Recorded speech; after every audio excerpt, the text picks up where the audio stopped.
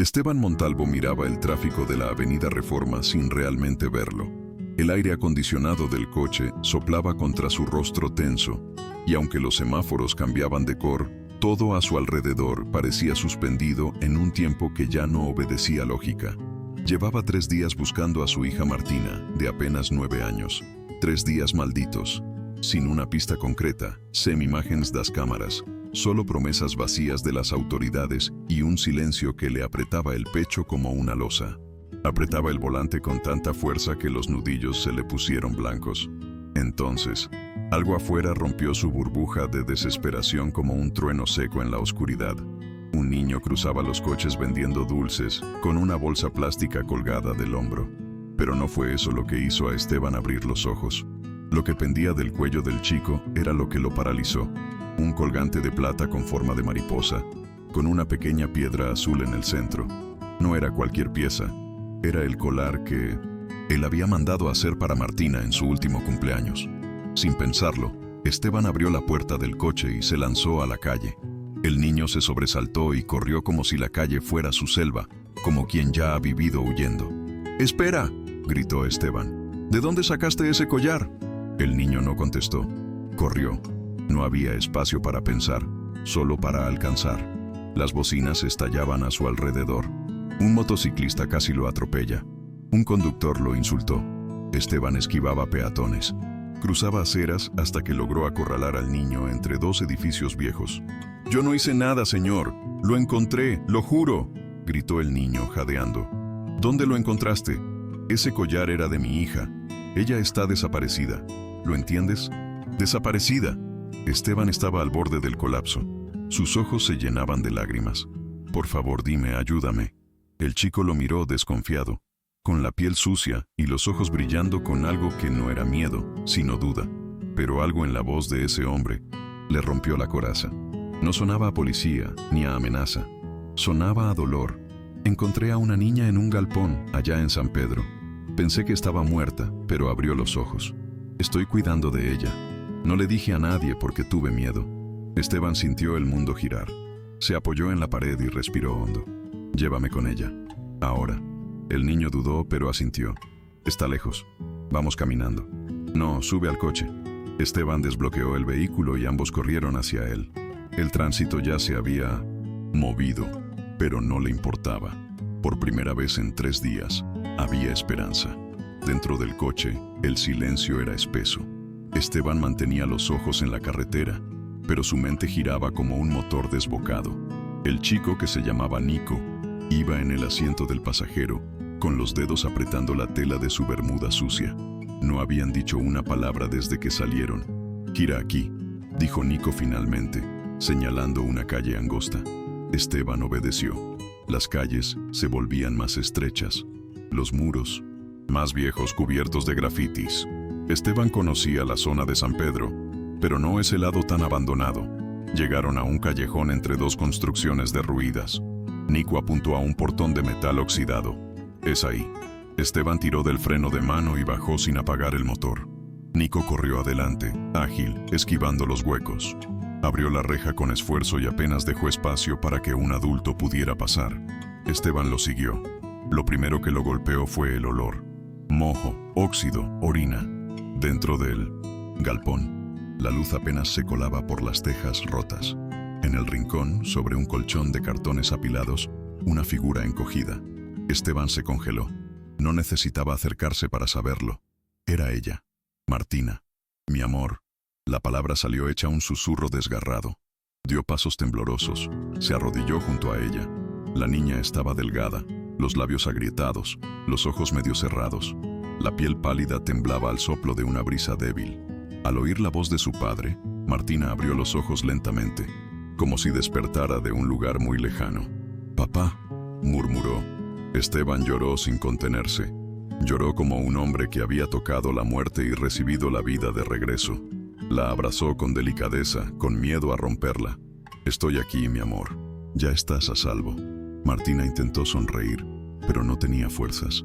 Sus ojos se cerraron de nuevo. «Necesita un médico», dijo Nico, aún a unos pasos. Le di agua, pan, un remedio que tomé de una farmacia. Ayer estaba un poco mejor. Esteban lo miró, sin palabras.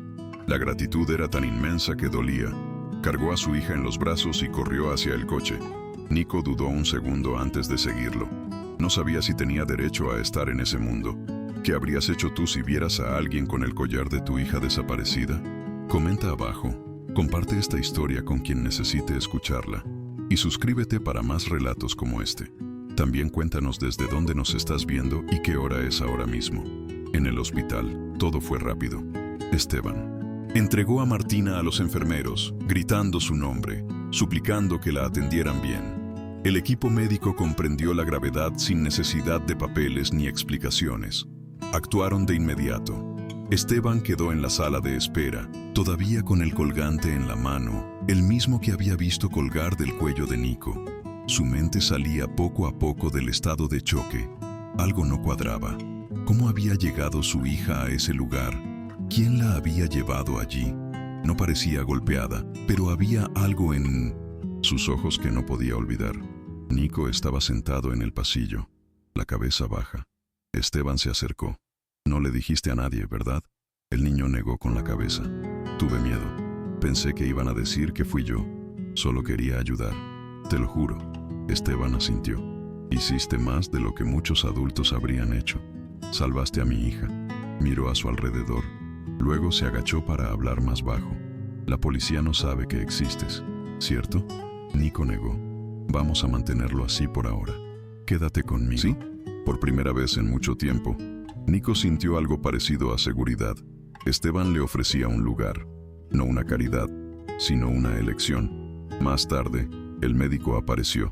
Martina estaba fuera de peligro, pero débil, deshidratada, con hipoglucemia y señales de estrés extremo. Ninguna lesión grave, pero algo en su comportamiento preocupaba al equipo.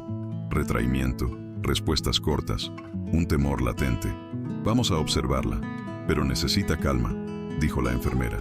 Esteban entró en la habitación sin hacer ruido. Martina dormía, las manos agarradas con fuerza al borde de la sábana. Pasaron los días. Martina seguía en el hospital y Nico permanecía en casa de Esteban. Era un mundo nuevo para él. Pisos limpios, comida caliente, ropa seca. Observaba todo con una mezcla de recelo y asombro. Esteban intentaba mostrarse firme pero accesible. «Puedes bañarte si quieres. La cocina está allí». Nico asentía sin moverse, como si el solo hecho de estar allí ya fuera un privilegio difícil de sostener. Esteban dudaba. Sabía que lo correcto sería contactar a servicios sociales, pero no podía. Había algo que lo unía a ese niño, algo más que gratitud. Una noche, después de ducharse, Nico apareció con ropa limpia. Caminó hasta la cocina, donde Esteban preparaba 2 sándwiches. «¿No tienes empleada?». «Tengo, pero hoy quise cocinar yo». Nico se sentó sin decir nada y comió en silencio, rápido. Esteban notó eso y sirvió más sin mencionar nada. «¿Por qué no le dijiste a nadie lo de Martina?». «Porque si alguien sabía que estaba con ella, iban a pensar que yo la tomé. A los niños como yo los encierran. Dicen que es para proteger, pero no siempre es cierto». «¿Y tus padres?». Nico tragó saliva. «Mi mamá murió hace 2 años, neumonía. Vivíamos en una pensión. Cuando ella murió, el dueño tiró mis cosas a la calle. Intenté quedarme en un refugio, pero no había lugar. Desde entonces, ando por ahí». Las palabras eran crudas, dichas sin pena, como si se hubieran endurecido dentro de él. «Nunca más». «¿Tuviste familia?». «No, que yo sepa. Tengo amigos de la calle, pero cuando llega la policía, cada quien corre por su lado». Esteban bajó la mirada. Ese niño había sobrevivido con pura intuición. «Eres listo, Nico. Pero esto no es vida». «Lo sé, pero era la única que tenía». Afuera, el mundo reaccionaba.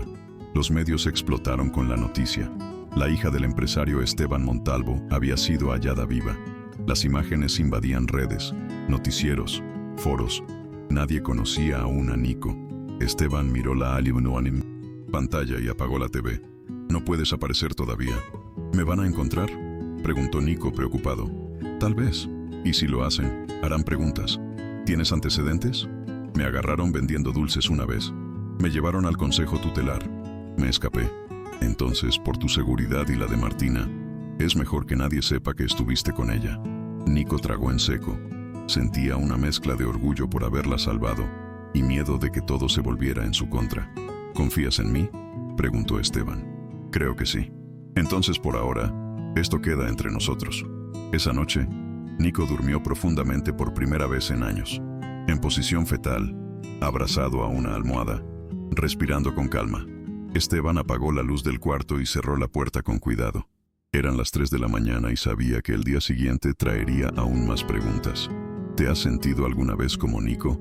Invisible pero con tanto por dar. Comparte esta historia con alguien que necesite esperanza. Comenta tu experiencia y suscríbete para más relatos que tocan el corazón. Al día siguiente, Esteban fue a la escuela donde Martina estudiaba. La fachada seguía igual, impecable, jardín recortado, escudo dorado sobre la entrada. Pero para él, todo había cambiado. Apenas pisó el lugar, la seguridad trató de detenerlo, pero bastó una frase: «Quiero hablar con la directora, ahora». Minutos después, estaba sentado frente a la señora Leticia, directora desde hacía más de una década. Su rostro, habitualmente rígido, parecía ahora incómodo. «Señor Montalvo, qué alegría saber que Martina está bien. Qué alivio». «Sí, un alivio», respondió él seco. «Ahora quiero saber cómo una niña desaparece de una escuela sin que nadie lo note». La directora respiró profundo. «Estamos cooperando con las autoridades. Entregamos todos los registros disponibles». «¿Disponibles?», interrumpió él. «¿Me está diciendo que una escuela que cobra más de 4,000 pesos al mes no tiene todas las cámaras funcionando?». Leticia titubeó. «Tuvimos una falla ese día, una caída parcial de energía. Estamos revisando con la empresa de seguridad». Coincidentemente, el mismo día que mi hija desaparece, Esteban no levantaba la voz, pero el tono helado perforaba. «¿Sabe lo que me está diciendo?». «Entiendo su dolor, Esteban». No lo entiende. Mi hija estuvo desaparecida 3 días y nadie me ha dicho quién la vio salir, si alguien la acompañó o por qué las cámaras no grabaron nada». La directora intentó cambiar el rumbo. «Martina es una niña, reservada, muy inteligente. Tal vez escapó. ¿Está insinuando que una niña tímida de 9 años decidió desaparecer por su cuenta?». No quise decir eso». Esteban se levantó despacio. «Voy a hablar con los profesores. Y si hace falta, con los padres también. Voy a descubrir lo que pasó». Antes de que saliera, la directora murmuró: «Le recomiendo que espere a las investigaciones oficiales». No respondió. En el pasillo se cruzó con el coordinador pedagógico, demasiado sonriente para él y... Contexto: «Esteban, qué bueno que todo salió bien. Martina es una guerrera. El país está conmovido. ¿Dónde está la profesora de su grupo?». «Claro, la señorita Ana Lucía. Está en clase. ¿Quiere que la llame?». «Hágalo». 5 minutos después, Ana Lucía, de 28 años, rostro pálido y gafas torcidas, apareció en la sala de profesores. Estaba nerviosa. «Siento mucho lo que pasó, señor Montalvo. Martina es maravillosa. Todos nos preocupamos. ¿Qué vio el día en que desapareció?». Ella tragó saliva. «Todo fue normal. Estaba más callada de lo habitual. Pensé que estaba cansada. A la hora de la salida, los padres empezaron a llevarse a los niños. Cuando vi que no estaba, creí que ya se había ido con alguien de su familia». «¿Y no lo verificó?». «Creí que se había ido. A veces su niñera venía sin avisar. Ella no tiene niñera, y la escuela exige confirmación para retirarla. Como eso pasó desapercibido». La profesora comenzó a desmoronarse. «Yo... no sé». Esteban la miró fijo. «¿Alguien...?» Desconectó las cámaras y nadie vio salir a Martina. La maestra no respondió. El silencio decía más que cualquier excusa. Al salir, Esteban cruzó con un conserje que bajó la mirada. Algo en esa escuela olía a omisión, o quizás a algo más. De vuelta al coche, Esteban no encendió el motor. Se quedó allí, inmóvil, repasando todo. El collar, Nico, la directora evasiva, la profesora nerviosa, las cámaras apagadas. Nada de eso parecía casual. En su mente comenzaba a formarse una sospecha. No tenía aún forma concreta, pero sabía que no podía ignorarla. Eso no fue un accidente.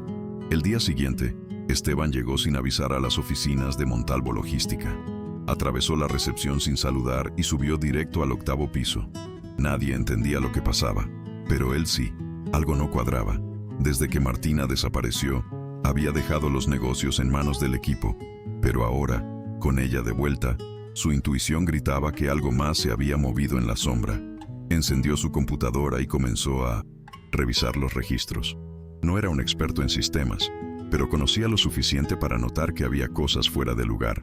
Archivos renombrados, accesos inusuales, documentos alterados. Algunos contratos importantes habían desaparecido o estaban modificados. Lo peor, un informe de auditoría externa había sido eliminado parcialmente. Reclinado en su silla, Esteban sintió el corazón en la garganta. Alguien había saboteado su empresa, con tiempo, con acceso, con precisión. Llamó al responsable de TI. Pedro, envíame los logs de acceso de los últimos 20 días. Quiero saber quién entró al servidor fuera del horario. Pedro dudó. Señor, algunos logs fueron borrados. Alguien limpió los rastros. ¿Desde cuándo? Desde 3 días antes de la desaparición de Martina. Esteban sintió un vuelco en el estómago. ¿Y ustedes recién me lo dicen ahora? Pensamos que era un fallo menor, pero luego del secuestro decidimos esperar a que usted volviera. Pedro no sabía qué decir. Esteban tampoco. Solo volvió a su silla procesando todo. Entonces su celular vibró. Era Nico. La voz sonaba baja. Tío, me acordé de algo. Dime, la noche antes de encontrar a Martina, vi un coche negro parado cerca del galpón. No vi mucho, solo la parte de atrás. Parecía de rico, brillaba como nuevo. ¿Viste a alguien salir? Sí, un hombre. Estaba fumando. Alto, flaco, medio calvo. Esteban quedó en silencio. Una imagen vino a su mente. Ramiro, alto, delgado, callado. Su chofer desde hacía 7 años. Ramiro conocía todos los códigos de la familia. Sabía los accesos al edificio, los horarios de Esteban, incluso sus contraseñas más antiguas. Siempre fue puntual, servicial, silencioso. Estaba de vacaciones la misma semana en que Martina desapareció. No, eso ya no podía ser coincidencia. Nico, ¿crees que podrías reconocer a ese hombre si lo ves de cerca? Creo que sí. Esteban agradeció, colgó y fue directo al archivo físico de la empresa. Buscaba cualquier pista, cualquier documento que pudiera sostener lo que empezaba a sospechar. Entre carpetas desordenadas, encontró una con los clips abiertos, hojas mezcladas y en el centro, un contrato rasgado a la mitad. La parte inferior faltaba. La parte superior mostraba una firma. Su firma. Pero algo no cuadraba. Había detalles mínimos. La curvatura de la S, el trazo del M. Era una imitación. No quedaban dudas. Alguien había falsificado documentos y lo había hecho durante su mayor vulnerabilidad emocional. El blanco no era solo Martina, era Esteban, su empresa, todo lo que había construido. En la tarde, Esteban revisó los informes financieros. 3 contratos recientes, firmados supuestamente por él, tenían cláusulas alteradas, fechas modificadas y montos inflados. Accedió al historial de edición y los archivos habían sido manipulados fuera del horario laboral. Llamó de nuevo a Pedro. Necesito que verifique si alguno de estos accesos provino del equipo de Gerardo. Gerardo era el director de contratos, un hombre de 1900. Voz suave y siempre correcto, pero invisible en los grandes momentos. Pedro tardó unas horas. Volvió con la respuesta. Sí, señor. 3 transferencias se hicieron desde su equipo vía USB. La rabia de Esteban fue inmediata, pero no gritó. Necesitaba pruebas. Decidió citar a Gerardo a una reunión informal en su propia oficina. Nada de salas de juntas, solo ellos dos. Gerardo, quiero hablar sobre los contratos de los últimos meses. Encontré inconsistencias y tus accesos nocturnos. Necesito explicaciones. Gerardo no se inmutó. Vi algunas alertas y quise revisarlas sin alarmar al equipo. No alteré nada. Solo revisé por precaución. Pensé que sería mejor así. ¿Y las copias en pendrive? Gerardo dudó un segundo. Quise analizarlos con calma desde casa. No creí que fuera problema. Esteban no respondió. Solo lo observó en silencio. Cuando Gerardo salió, ya no había duda. Era cómplice. Pero eso no era lo que más dolía. Lo que dolía era la traición desde dentro. Un hombre al que saludaba cada día, que había conocido a su esposa fallecida, que jugaba con Martina en los pasillos. El enemigo había estado al lado. Esa noche, en casa, Nico lo esperaba despierto. ¿Alguna novedad? Sí, dijo Esteban, lanzando las llaves sobre la mesa. Ahora sé quién abrió la puerta desde adentro. Horas más tarde, una noticia rompió la tranquilidad de la noche. Un portal de noticias financieras publicó una exclusiva. Empresario Esteban Montalvo bajo sospecha de fraude interno. La publicación insinuaba desvíos de fondos, contratos inflados y documentos sospechosos firmados por él. Las redes estallaron. Twitter se llenó de hashtags como Nanda Montalvo corrupto. Instagram circulaba montajes con su imagen y frases irónicas. Incluso un viejo video con Martina fue editado para sugerir una doble vida. El ataque era masivo, cruel y calculado. Esteban apagó la pantalla. El reflejo de su rostro en el vidrio lo golpeó. Ojeras, barba crecida, hombros caídos. Pero había algo más profundo. Indignación. Davi, desde el sillón, lo observaba. «Están hablando de ti, ¿verdad?» «Sí», respondió él. «Dicen que robé mi propia empresa. Pero es mentira». Esteban se sentó despacio. ¿Alguna vez has oído hablar de alguien que destruye a otro sin tocarlo? Como brujería, o como inteligencia malintencionada. Alguien que sabe tus pasos, tus debilidades. Nico pensó. ¿El chofer? Esteban no respondió, pero el silencio lo dijo todo. Esa madrugada, Nico no durmió. Escuchó la grabación del encuentro, con Ramiro una y otra vez. Las amenazas, las insinuaciones, cada palabra fría. Supo entonces que tenía algo poderoso. Por primera vez en su vida, tenía una carta a su favor, una prueba. La mañana siguiente, tocó el hombro de Esteban dormido en la oficina. «Tengo que mostrarte algo». Le pasó el celular y puso el audio. «¿Tú grabaste esto?» «Sí». No sabía si iba a funcionar, pero fingí ayudarlo. Y cayó. Esteban lo escuchó de nuevo. Ya no solo como víctima, sino como estratega. Cada frase de Ramiro revelaba su arrogancia. Él creía estar por encima de todo. Y si hablaba así, era porque no estaba solo. Llamó a su abogado. No explicó por teléfono. Solo dijo, «Ven a casa, urgente». Al colgar, miró a Nico. «Tú no solo salvaste a mi hija, puede que también me hayas salvado la vida». Nico bajó la mirada, nervioso. «Solo hice lo que debía». Esa mañana, Esteban, Nico y el abogado escucharon juntos el audio. Era legal, pero frágil. Si se usaba mal, explotaría en sus manos. Durante la tarde, Esteban revisó línea por línea los informes alterados. Estaba obsesionado. Algo le decía que aún faltaba una pieza. Entonces recordó algo que Pedro había mencionado semanas antes. Accesos irregulares desde el equipo de Gerardo en horarios nocturnos. Decidió cruzar esa información con los movimientos de los contratos falsificados. Y entonces apareció otro nombre. Un exmiembro del equipo de seguridad informática. Discreto, técnico y ausente desde justo antes del escándalo. «Pedro», llamó Esteban. «Necesito saber si desde la máquina de Gerardo se transfirieron archivos a pendrives o si hubo envío de correos externos». Pedro dudó, pero entendió. Horas después, regresó. 3 archivos fueron extraídos vía USB desde esa máquina. Coinciden con las fechas de los contratos adulterados. Esteban sintió la sangre hervir. Era Gerardo, pero no bastaba con saberlo. Había que probarlo. Era hora de planear el contraataque. Al día siguiente, marcó un encuentro informal con Gerardo. Nada oficial, solo una charla cordial. Quería provocarlo, dejarlo hablar. Gerardo llegó como siempre, camisa planchada, rostro neutro. Pero esa vez, Esteban lo recibió con otra energía. Le ofreció agua, conversó de forma ambigua, dejó pistas de que algo estaba por descubrirse. Y entonces soltó, «Estoy revisando todos los accesos de los últimos meses. La policía también». Gerardo no respondió, pero su mano tembló al recoger el vaso. Esteban lo vio. No dijo más. La trampa estaba puesta. Aquella noche esperaba en el salón comiendo una manzana. «¿Y bien?» «Lo tengo», dijo Esteban. «Ahora sé quién abrió la puerta desde adentro». Las noticias no tardaron. Titulares como «Empresario bajo investigación por fraude» se replicaban en todos los medios. El rostro de Esteban llenaba las pantallas. Incluso portales que antes lo elogiaban, ahora lo mostraban con sospecha. Pero él sabía que eso también formaba parte del juego. Una guerra de narrativa. Mientras tanto, Martina empezó a mostrar señales del trauma, pesadillas, silencios, rechazo a hablar de lo ocurrido. Una noche despertó gritando. «Él estaba aquí, entró a mi cuarto». Esteban corrió a abrazarla. La niña lloraba, murmurando cosas confusas sobre un hombre con guantes, un zuco amargo, una puerta cerrada. «Estás a salvo ahora, mi amor.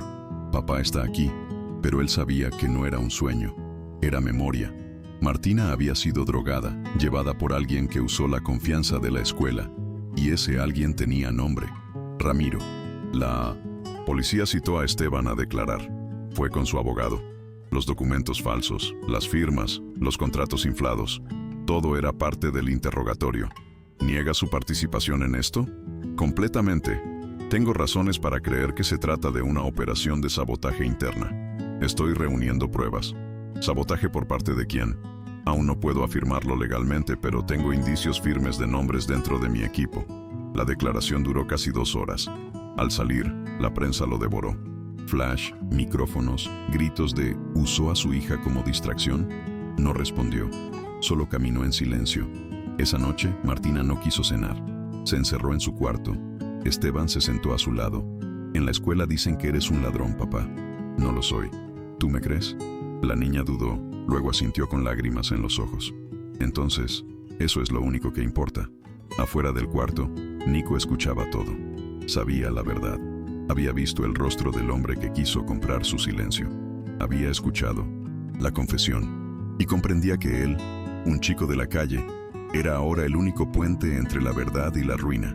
Al día siguiente, Nico se acercó a Esteban con determinación. «Quiero ayudar. Quiero que esto se acabe». Esteban lo miró con respeto.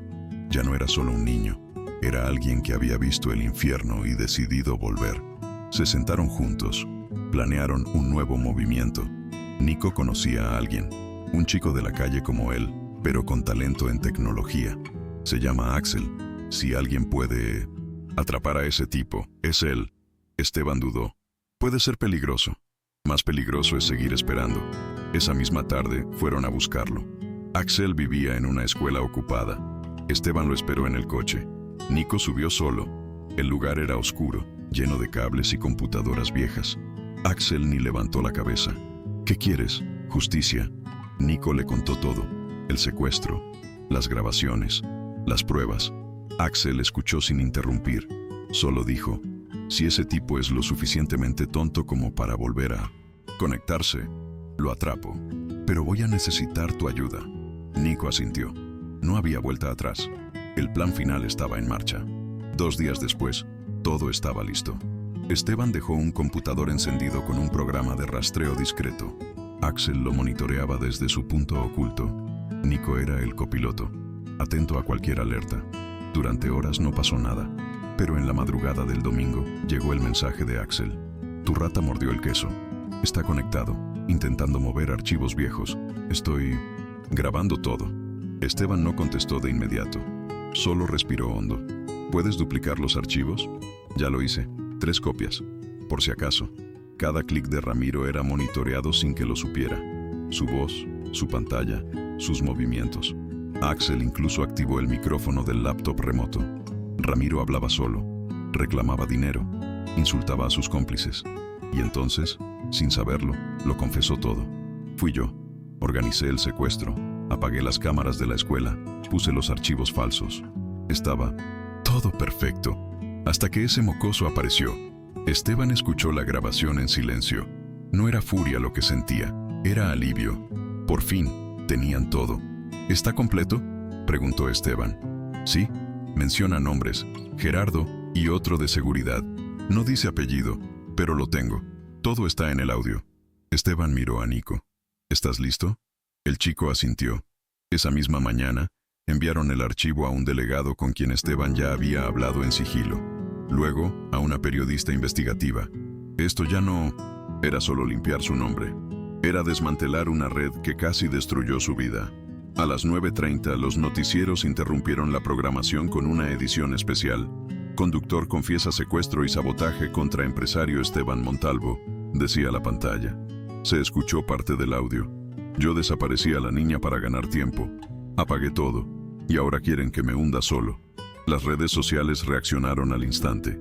Aquellos que antes condenaban, ahora exigían justicia.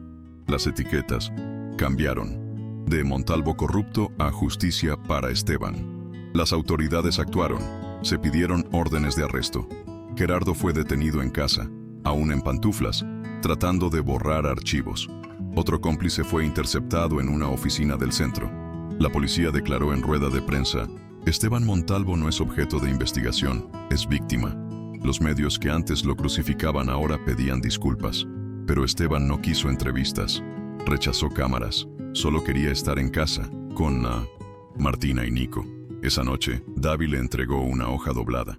En ella, con letra torpe pero firme, se leía: Gracias por confiar en mí. Esteban lo abrazó sin palabras, y en ese abrazo había más verdad que en 1000 titulares. La calma volvió poco a poco. Martina dormía mejor. Volvió a la escuela con acompañamiento psicológico. Esteban la llevaba cada mañana. Un día, la niña dibujó algo en una hoja de cuaderno y se lo entregó a Nico. 3 figuras tomadas de la mano. Somos nosotros, dijo, como si fuera lo más evidente del mundo. Nico no respondió, solo sonrió. Por primera vez en semanas, lo hizo sin miedo. Estaba encontrando algo que nunca había tenido, un lugar. Unos días después, Esteban le preguntó a Nico: ¿Quieres quedarte aquí? ¿De verdad? El niño bajó la mirada. Sí, pero no quiero ser solo un invitado. Esteban entendió. Días después, firmaron los papeles de adopción. El proceso fue silencioso, sin flashes ni celebraciones públicas. El cartón amarillento del registro civil fue firmado con manos temblorosas. A partir de ahora, tu nombre será Nicolás Montalvo. Y con ese nombre, se cerraba una historia de abandono y comenzaba otra de pertenencia. Ya como familia, comenzaron un nuevo proyecto. Esteban decidió crear algo que cambiara vidas. No una fundación decorativa, sino un espacio real. Alquiló un viejo galpón en San Pedro, lo remodeló con dinero propio. Invitó a arquitectos, psicólogos, educadores. Le pidió a Nico que ayudara a diseñar. No quiero caridad, quiero algo que funcione. Y tú sabes lo que se necesita. Así nació Horizonte. Un refugio, un centro, una promesa de que ningún niño volvería a pasar por lo que Nico pasó. Axel se sumó al proyecto. Recibió una computadora nueva, un cuarto propio y una misión: dirigir el área de tecnología. Diseñó un sistema para mapear zonas de riesgo y conectar voluntarios. En la fachada del galpón pintaron un mural: un hombre con camisa sencilla, una niña de coletas y un niño con un collar de mariposa en el pecho. Era su firma, su historia, su nuevo comienzo. El dolor había sembrado raíces, y de esas raíces crecía algo verdadero. La inauguración de Horizonte no fue cubierta por la prensa. No hubo discursos rimbombantes ni cortes de cinta. Solo algunas sillas de plástico, voluntarios ofreciendo jugo y pan dulce, y un grupo de niños que corrían por primera vez sin miedo. Martina estaba allí, sentada junto a Esteban y Nico, con los ojos iluminados. ¿Podemos venir todos los días?, preguntó. Es para ustedes, respondió Esteban. Y esa frase no fue solo una respuesta, fue una promesa. En los días siguientes comenzaron a llegar historias. Una niña que había huido de un albergue volvió a sonreír. Un adolescente que vivía en la calle aceptó regresar a la escuela. Un pequeño con ojos tristes dijo en voz baja: aquí es más tranquilo que el refugio. Cada una de esas frases era un ladrillo más en lo que Esteban llamaba justicia sin uniforme. No era caridad, era reparación. Mientras tanto, Axel trabajaba desde una oficina improvisada dentro del centro. En la pared, mapas de la ciudad, gráficos, líneas rojas y conexiones entre zonas peligrosas. Había convertido su talento en una herramienta para el bien. Un día, Nico entró con una bandeja de sándwiches y dijo: ¿descubriste algo nuevo? Sí, hay un foco de riesgo cerca de la estación vieja. Podríamos intervenir. Esteban, que los escuchaba desde la puerta, sonrió. Lo que antes fue caos, ahora era acción. Martina, por su parte, había vuelto a dibujar con más frecuencia. Sus dibujos ya no eran oscuros ni solitarios. Eran escenas de parques, comidas compartidas, casas con ventanas abiertas. Un día, trajo un dibujo especial. Era un retrato. Esteban, Nico y ella, todos de la mano, con un corazón en el centro. En el pecho de Nico, el collar de mariposa. Es para que nunca más nos perdamos, dijo. Esteban lo enmarcó y lo colocó en la sala. Una mañana, mientras preparaban el desayuno, Nico le preguntó a Esteban: ¿Tú crees que yo merezco todo esto? Esteban dejó de batir los huevos y lo miró. Creo que nadie merece el amor. El amor no se gana, se elige, y yo te elegí. ¿Tú me elegiste también? Nico asintió. Entonces eso es lo único que importa. Ese día, desayunaron en silencio, pero con el alma en paz. Afuera, la ciudad seguía rugiendo. Pero en ese rincón, había algo más fuerte. La certeza de haber sobrevivido. Con el tiempo, otros empezaron a notar lo que Horizonte significaba. Profesores jubilados ofrecían talleres. Cocineras del barrio donaban tiempo y recetas. Un joven abogado ofrecía asesoría legal gratuita. Y cada tarde, Esteban pasaba por ahí, no como empresario, sino como hombre que conocía el valor de una segunda oportunidad. No hablaba mucho, solo se sentaba y escuchaba. Y a veces, lloraba en silencio. Un día, Nico encontró a Martina frente al mural del centro, tocando con los dedos el dibujo del collar. ¿Todavía lo tienes?, preguntó. Nico lo sacó de debajo de la camisa. Siempre. Es que ese collar ya no pesa. ¿Por qué? Porque ahora es de todos. Ya no es solo un recuerdo triste. Es algo que volvió, algo que encontró su camino. Nico no respondió, solo lo sostuvo con más fuerza. Esa noche, en casa, Esteban propuso una foto. Quiero una imagen de nosotros, una que quede para siempre. Pusieron el celular sobre una pila de libros, activaron el temporizador y se sentaron en el sofá. Martina en el centro, Nico a un lado, Esteban al otro. Sonrieron. Cuando el flash se disparó, Nico tenía el collar brillando suavemente sobre su pecho, Martina recostada en su hombro y Esteban abrazándolos a los dos. La foto fue publicada semanas después con una simple leyenda. La familia no nace de la sangre, sino del coraje de quedarse. Se viralizó sin que ellos lo buscaran. Miles de comentarios, mensajes, agradecimientos. Pero en esa casa, nadie miraba las estadísticas. Solo miraban el marco de la foto, colgado sobre el comedor. Porque allí, en esa imagen, estaba todo. El principio, el miedo, la pérdida, la lucha y también el amor. En una de esas noches tranquilas, Nico se acercó a Esteban mientras lavaban los platos. A veces me parece raro sentir que esta es mi casa, que puedo volver de la calle y alguien me espera con comida caliente. Esteban se secó las manos y lo miró con ternura. Tú ya no estás en la calle, Nico. Estás en casa. Esta es tu familia. Y nadie va a quitarte eso. Nico bajó la cabeza. No lloró, pero sus ojos brillaban como nunca antes. Por fin, era libre. El tiempo siguió su curso, pero en la vida de Esteban, Nico y Martina, todo parecía recién comenzar. El proyecto Horizonte creció más allá de lo que imaginaron. Varios de los niños que llegaron en los primeros días ahora eran parte del equipo. Algunos cocinaban, otros ayudaban en los talleres, y unos pocos, como Nico, se transformaron en líderes naturales. El galpón ya no era un refugio, era un faro, y en cada rincón se respiraba algo que no tenía nombre, pero se sentía como hogar. Una tarde de Merinicentos, domingo, con el sol entrando por las ventanas, Esteban preparaba café en silencio. Martina dibujaba en la alfombra. Nico hojeaba una vieja revista. No había prisas, no había alarmas, solo ese silencio sereno que nace cuando el corazón deja de defenderse. Martina fue quien rompió la calma. Hoy es el día del collar. Nico levantó la vista, confundido. ¿Qué collar? Ella sonrió, corrió al cuarto y volvió con una cajita de terciopelo. Esteban se sorprendió. ¿Lo guardaste? Es mío, pero ahora creo que también es de él. Abrió la caja y mostró el colgante de mariposa con la piedra azul. El mismo que fue símbolo de pérdida, ahora brillaba con otro significado. Martina se arrodilló frente a Nico. Yo lo tenía cuando tú me encontraste. Y tú me encontraste. Nadie más. Me salvaste. Salvaste a papá. Salvaste esta casa. Y te salvaste también. Nico tragó saliva. No dijo nada. No hacía falta. Ella le colocó el collar con cuidado. Significa que ya nunca más vamos a perdernos. Esteban sintió un nudo en la garganta. No dijo una palabra. Solo se sentó junto a ellos, temiendo que cualquier sonido rompiera ese momento sagrado. El colgante, pequeño y brillante, ya no pesaba. Ahora era símbolo de algo más fuerte que la pérdida, el reencuentro. Martina regresó a su dibujo. Voy a dibujarnos otra vez. Pero ahora con el collar en ti, Nico. Va a quedar hermoso, dijo Esteban. Va a tocar corazones, agregó Martina.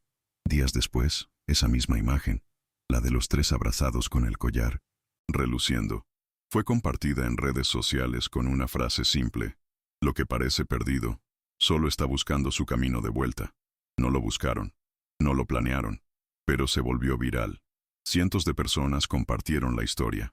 Algunas lloraron, otras se sintieron vistas, pero ninguna de esas reacciones importaba tanto como lo que ocurría dentro de esa casa. Una noche, mientras Nico acomodaba libros en el estante, encontró un cuaderno viejo de Martina. Al final, había una hoja arrancada y, pegada con cinta en la puerta de la heladera, tenía una frase escrita por él mismo, meses atrás, cuando aún no sabía lo que era pertenecer. Uno no elige de dónde viene, pero sí puede elegir hacia dónde va. Esteban la leyó en voz baja. No dijo nada. Solo sonrió. Esa era su nueva verdad. Esa era su familia. Martina crecía con una sonrisa más estable. Nico aprendía a confiar. Esteban ya no medía su valor en acciones de la empresa, sino en cuántos platos lavaba, en cuántos abrazos daba, en cuántos nombres aprendía en Horizonte. Había comprendido que lo que deja una persona no son cifras, sino vínculos. Lo que se construye con amor sobrevive a cualquier tormenta. La ciudad afuera seguía girando como un monstruo con prisa, pero dentro de esa casa, todo tenía un ritmo diferente. Las cosas pequeñas, el ruido de los cubiertos, una risa en la cocina, un dibujo en la pared, eran señales de que, al final, lo imposible había pasado. Habían vencido, no al mundo, no a los enemigos, se habían vencido a sí mismos, al miedo, a la soledad, a la idea de que no había salida. Y cuando caía la noche, y la ciudad encendía sus luces como estrellas de neón, dentro de ese hogar seguía viva la misma chispa que había iniciado todo. Un acto de compasión, un niño que no huyó, un padre que no se rindió, una niña que sobrevivió, una familia que se eligió, y así, con heridas que ya no dolían tanto, pero aún marcaban, vivían, no como héroes, no como víctimas, sino como lo que siempre soñaron ser, una familia de verdad.